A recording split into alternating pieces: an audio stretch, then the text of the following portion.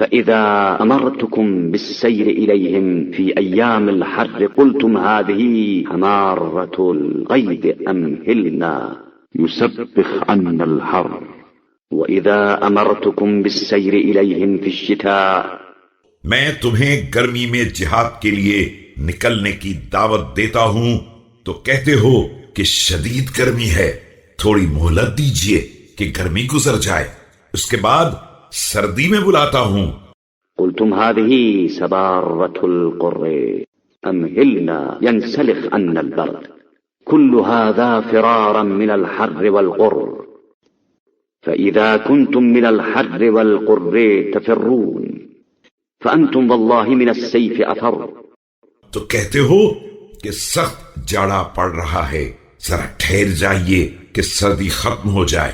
حالانکہ یہ سب جنگ سے فرار کرنے کے بہانے ہیں، ورنہ جو قوم سردی اور گرمی سے فرار کرتی ہو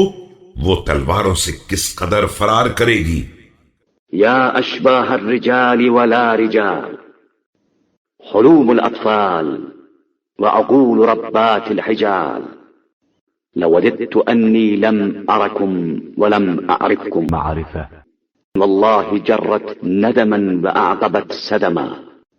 اے مردوں کی شکل و صورت والو اور واقعاً نامردو، تمہاری فکر بچوں جیسی اور تمہاری عقلیں حجلہ نشین عورتوں جیسی ہیں۔ میری دلی خواہش تھی کہ کاش میں تمہیں نہ دیکھتا اور تم سے متعارف نہ ہوتا، جس کا نتیجہ صرف ندامت اور رنج و افسوس ہے۔ قاتلکم اللہ لقد ملأتم قلبی قیحا وشحنتم صدری غیضا وجرأتمونی نغب التهام انفاسا وافسدتم علی رأیی بالعصیان والخذلان۔ اللہ تمہیں غارت کر دے، تم نے میرے دل کو پیپ سے بھر دیا ہے اور میرے سینے کو رنج و غم سے چھلکا دیا ہے، تم نے ہر سانس میں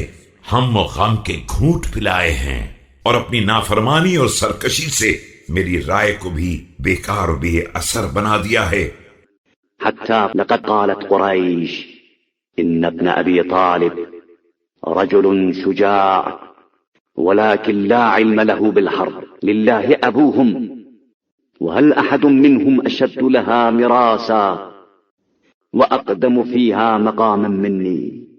یہاں تک کہ اب قریش والے یہ کہنے لگے ہیں کہ فرزند ابو طالب بہادر تو ہیں لیکن انہیں فنون جنگ کا علم نہیں ہے، اللہ ان کا بھلا کرے، کیا ان میں کوئی بھی ایسا ہے جو مجھ سے زیادہ جنگ کا تجربہ رکھتا ہو اور مجھ سے پہلے سے کوئی مقام رکھتا ہو؟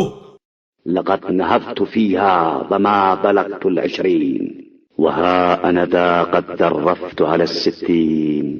ولكن لا رأي لمن لا يطاع۔